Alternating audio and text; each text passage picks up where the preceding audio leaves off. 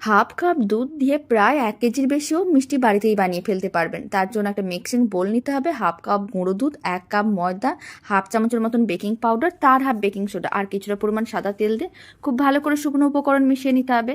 তারপর অল্প অল্প জল দিয়ে একটা নরম চিরচিরে ডো বানাতে হবে।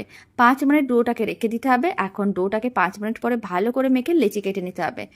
একটা লেচি নিতে হবে, গোল করে প্রেস করে একটু চ্যাপটা করতে হবে আর একটু লম্বা শেপ দিতে হবে। সমস্ত মিষ্টিগুলোকে একইভাবে রেডি করে নিচ্ছি। সমস্ত মিষ্টিগুলো রেডি করা হয়ে গেছে। এবার মিষ্টিগুলোকে ভেজে নিতে হবে। তার জন্য তেল গরম করে নিয়েছিলাম, ফ্লেমটা মিডিয়াম টু লোতে আছে। সমস্ত মিষ্টিগুলোকে গরম তেলের মধ্যে দিয়ে দিতে হবে আর এইভাবে টাইম নিয়ে মিষ্টিগুলোকে লাল লাল করে ভেজে নিতে হবে। যখন মিষ্টিগুলো বেশ লাল লাল করে ভাজা হয়ে যাবে তুলে রেখে দিতে হবে।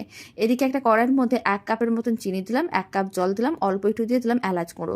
খুব ভালো করে মিশিয়ে চিনি শিরাটাকে ভালো করে 3-4 মিনিট ফুটিয়ে নিতে হবে।